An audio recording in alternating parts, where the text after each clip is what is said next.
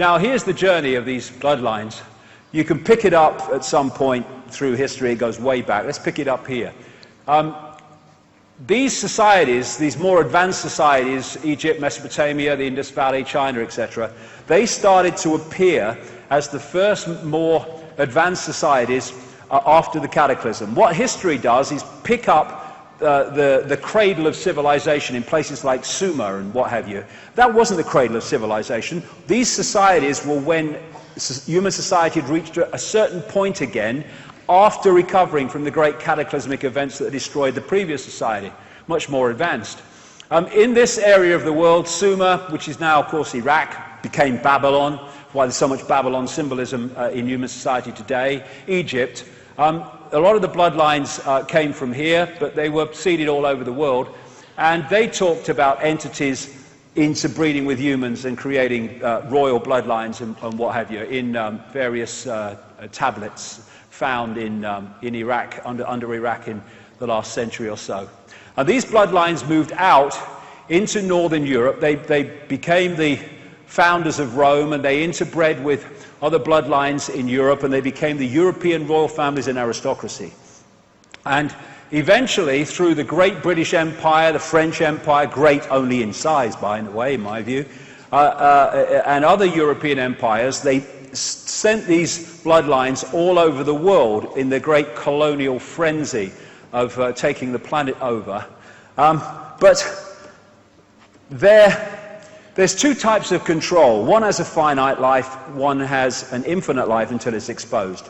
The one that has a finite life is when you, like fascism, communism, apartheid, that which is subject to the control can see the controllers. Because eventually, it might take some time, there will be a rebellion against that. The greatest form of control is control you can't see, where they give you a vote every 4 or 5 years, and yet behind the scenes, the same people are in power behind the scenes all the time, no matter who's officially in power in politics. And that's what they did in the colonial system. They apparently withdrew back into their countries and gave independence to the former colonies like the United States and Canada and etc. around the world. But what they did was left out in those countries the bloodline under different names and the secret society network through which they manipulate the bloodline and its agents into power, and they've gone on covertly controlling those countries ever since. And what they've created is a secret society and bloodline version of a transnational corporation. What happens with a transnational corporation? Take McDonald's, please. Take McDonald's, if you will, as far as you can. But take McDonald's as an example. They have a headquarters in America, and in each country they have subsidiaries. And the subsidiaries carry out the diktats of the headquarters. And thus, if you go into a McDonald's in Russia or Australia or South Africa or wherever, you go into basically the same McDonald's. What they've done with the Bloodline Global Network is they have a headquarters. Funnily enough, America's very, very influential, but the headquarters is in Europe. It's in places like the City of London, Rome, Brussels, Berlin, etc., Paris. And from the center, they have subsidiaries in the different countries. These are subsidiary networks of bloodlines under different names and the secret society network within that country. And that network's brief or job is to impose in their sphere of influence, their country, what is centrally dictated from the headquarters.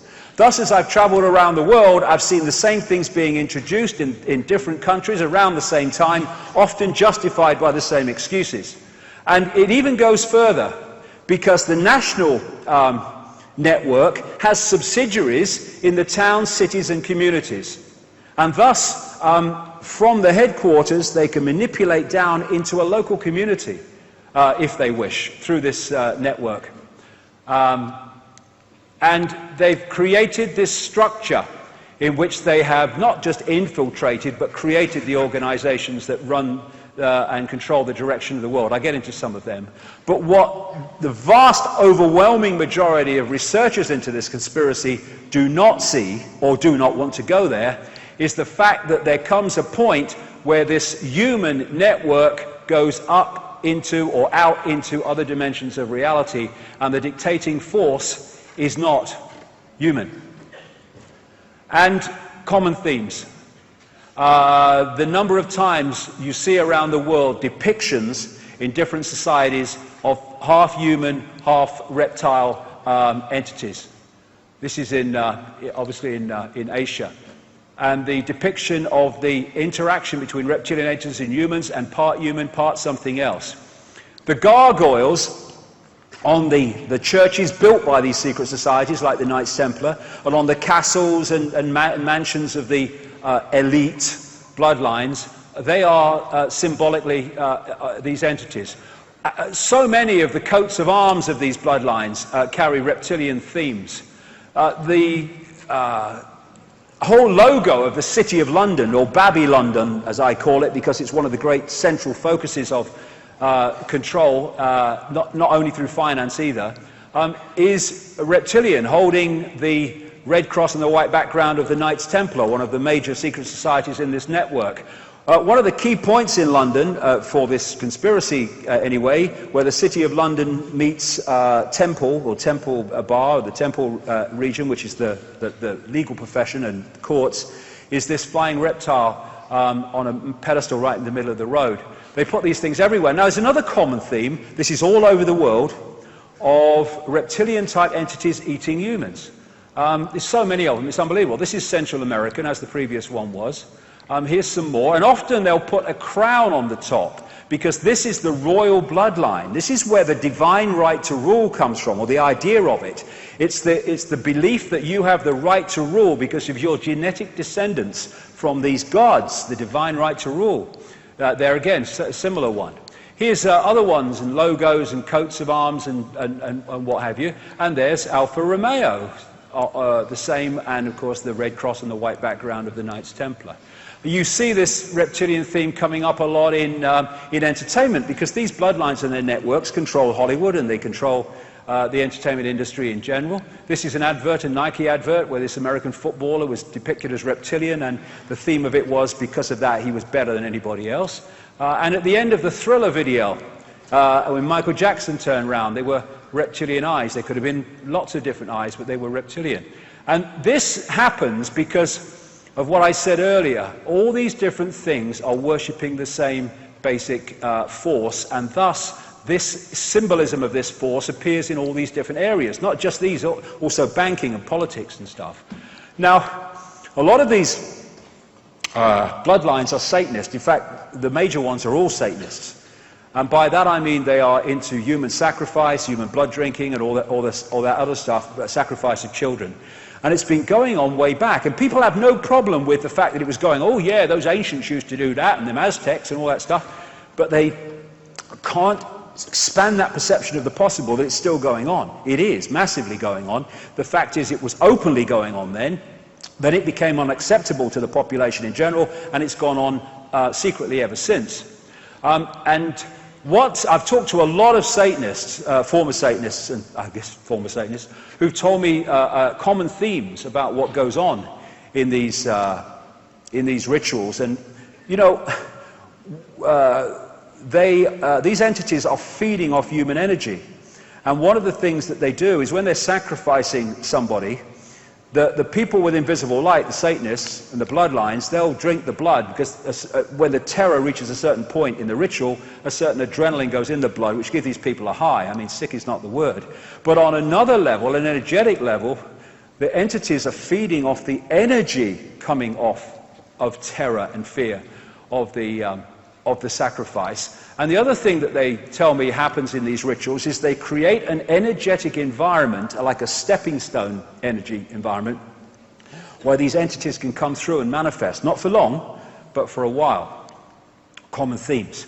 Now, this is David Berkowitz. He went to jail for the Son of Sam serial killings in New York, and after he was jailed, he said, he corresponded with a Christian minister, and he said, yeah, I did it, but I did it as part of a satanic coven, a satanic cult that arranged it all for me, and I was just the guy who did it. And he said at one point in his correspondence, Satanists are peculiar people. They aren't ignorant peasants or semi-literate natives. Rather, their ranks are filled with doctors, lawyers, businessmen, and basically highly responsible citizens. They are not a careless group or are apt to make mistakes, but they are secretive and bonded together by a common need and desire to mete out havoc on society.